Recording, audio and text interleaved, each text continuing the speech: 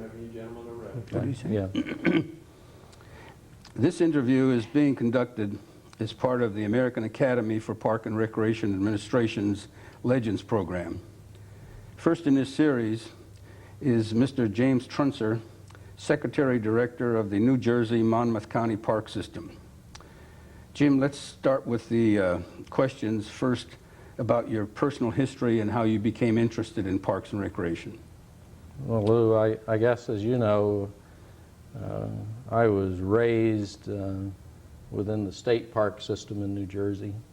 I never really thought about my career. I think most of what I observed growing up and living on a state park was by osmosis. I had the opportunity to do a variety of things growing up, and as my father moved through the state in his career, held a number of jobs that during high school and after high school to sort of broaden my experience and education. So I worked on a neighbor's farm for a number of years, going to school. I learned what a day's work is. Worked while I was attending college, and in the process sought Michigan State, and at that time the Department of Resource Development and the Park Management program that existed, and completed really my undergraduate work at Michigan State, and was fortunate enough really through the efforts of Raleigh Barlow, who was the dean of that department, or head of that department, to be able to go on to graduate school. And I give all the credit to Mr. Barlow, because without his help I undoubtedly wouldn't have made graduate school. So, and really had, I think, a wonderful education in terms of a variety of subjects and exposure to people in the profession, as well as textbooks and opportunities. Had the opportunity to meet Charlie Dole, who was then Emeritus Director of Minneapolis Parks. Being your first graduate student, had the benefit of your experiences with the Tennessee State Park System, Les Reed and his experiences in the extension field, which I think all contributed to my educational background and sort of moved me forward. The whole notion of mentoring, which is... Gentlemen, we're going to have to stop just 1 second. I'm sorry. I'm sorry, what did he say? He said stop for a minute. He's got a technical He got a camera problem. Oh, Just go ahead and stop tape for a second, Adam. sure. And I thought all the problems would be with me.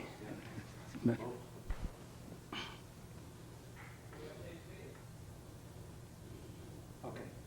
Okay.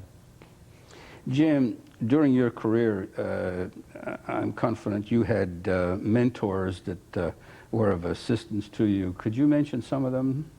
Well, I would just say there were people that I have admired in our profession and who certainly wanted to emulate. Many of those were people who were individuals I was exposed to as a part of our professional education at Michigan State. Harold Schick, who was an extension specialist at Michigan State and went on to be director of state parks in Oregon and Fairmont Park and Cleveland Metro. People such as Bill Mott, who ultimately became director of the National Park Service, who I admired. Certainly felt he was a forward-thinking individual, creative, that was on the cutting edge of our profession. As I mentioned earlier, Charlie Dole, who had a wealth of experience and knowledge from his background in Minneapolis parks, the ability to have known and been able to converse with Connie Worth, who was director of the National Park Service for a number of years, who saw many of the things happen, and of course, obviously, my father and his career in terms of state parks in New Jersey, where he spent over 40 years working in the Park Service. Started, you know, as a graduate. He was a graduate of Syracuse in forestry. A number of his peers in our state were people who came to realize that forests were more valuable for recreation than they were for timber production. Sort of an interesting observation to see as time went over, you know, time went on. So I think that those people all had an influence on my thinking and things that I felt we should do, and certainly Lou Twardzik was in that group as well. So. Thank you, Jim, to be included in that exalted list you just went through.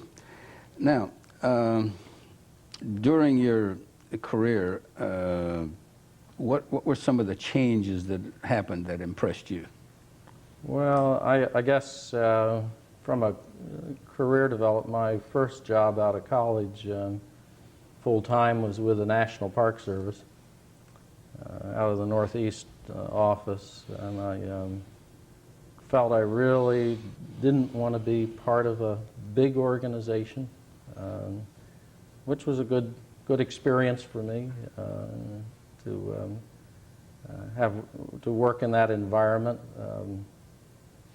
Put in a little military time during the Berlin crisis of '61, and when I came back, went to work for the State Park Service in New Jersey on their Green Acres acquisition program. So I spent 2.5 years working on land acquisition and developing plans for that. Green Acres was somewhat unique program, wasn't it?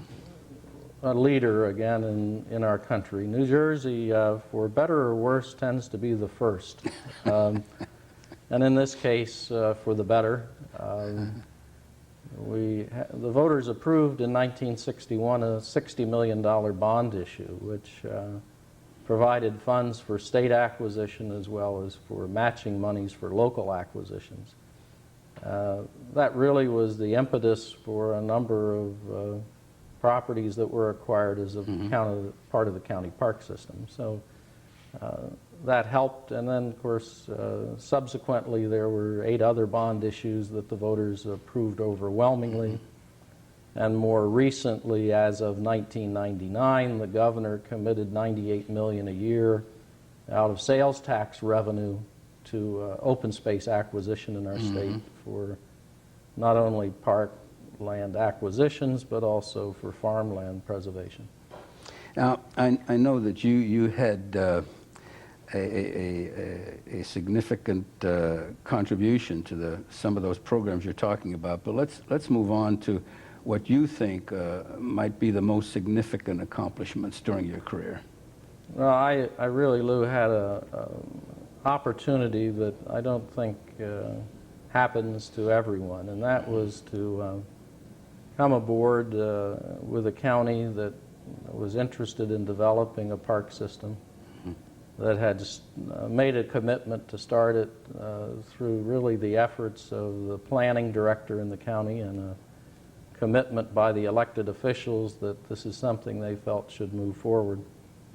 So 35 years ago, I had the opportunity to join Monmouth County and to develop a plan for a county regional park system, which now has grown to almost 12,000 acres and some 34 facilities and sites in the county, and we're working toward our goal of about 20,000 acres.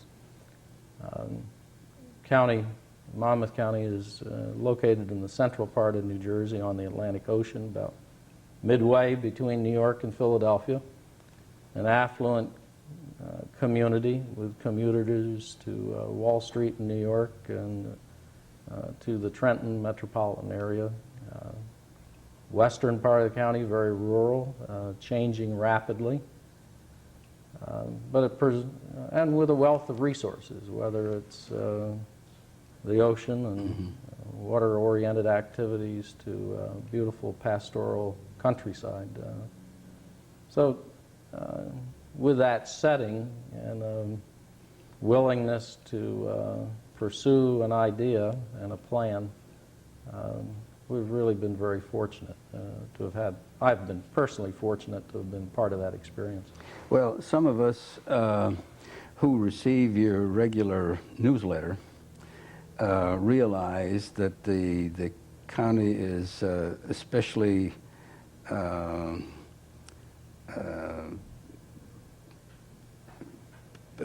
happy to have you in your position, because the number of programs that you have initiated is something that many other administrators throughout the country look at, because it's your programs with the lay people as well as the others is just very impressive. Well, thank you, Lou. We really have an excellent staff, and I think that while we can talk about my career, it's really the combination of people that have made a commitment to our organization, and the fact that we've brought people in from diverse backgrounds. One of the interesting things to me is that we are probably in one of the most diverse industries or businesses that you can think of. Within our system, we do everything from historic restorations to land acquisition, to construction, to rehab, to providing services. And very rewarding, because you have an opportunity to interact with a number of different people, people that you serve, but also people who support and give back to the park system. We've had the opportunity to create nonprofits to help support our program.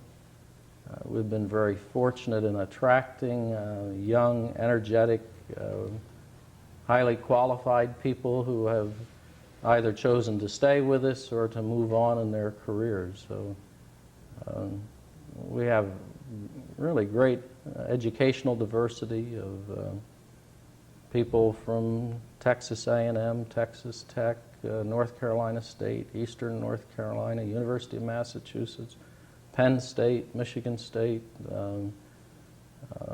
Rutgers, Syracuse, just a variety of highly qualified people who have come to work with a vision and with an interest in doing a professional job. And that's really been very rewarding. Well, now that you have the experience for this, what skills and attributes do you feel go into making an excellent administrator in Parks and Recreation?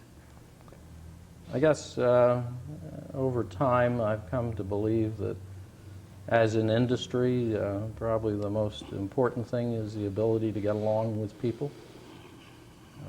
Realizing that there's nothing you can't accomplish through others, that you can't do it alone, and that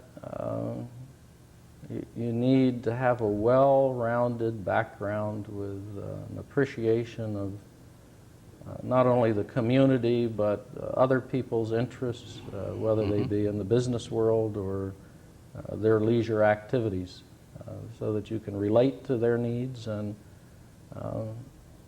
ultimately gain their confidence and support. Jim, in general, how do you feel about the Parks and Recreation profession? What has been the most rewarding experiences? What are the significant problems? What are the biggest needs of the profession? That's quite a bit, Okay. but Well, I still think, I guess as Robert Heinlein said in one of his quotes, specialization is for insects. That we really need people who are well-versed in a variety of subjects, who have an appreciation for the world that we live in, and an understanding of how important it is, whether it's protection of species to providing recreation and our purpose of recreating mind and body, and that there are a number of demands, and I think as we go along through life, we realize that we need many skills, that we just can't be one niche, but that we have to have a broad perspective. And I think from a professional point of view, there's a danger in becoming overly specialized. I think you want to have a variety of input. You want not to create a profession that is inbred and doesn't look beyond and see new horizons and able to move and is flexible and creative. I think a person that has a worldly vision and understanding of the human condition and the world we live in is going to be successful and contribute the most to his fellow man and ultimately to the profession. Jim, now, your extensive experience puts you in a good position to respond to this question. What do you foresee as the future of Parks and Recreation? Well, to me, I think as we respond to needs in our communities, in our counties, whether at the state or national level, because we are not a mandated service. We don't have to exist unless people want us to exist and feel there's a need. And I think our ability to meet those needs, to be responsive, is what's going to lead us in a number of different directions. So I don't think there's one thing. I think there's a variety of things and a variety of needs that we're charged with meeting and responding to and becoming really leaders in addressing those needs. The last question is, what have been the philosophical beliefs that guided your career?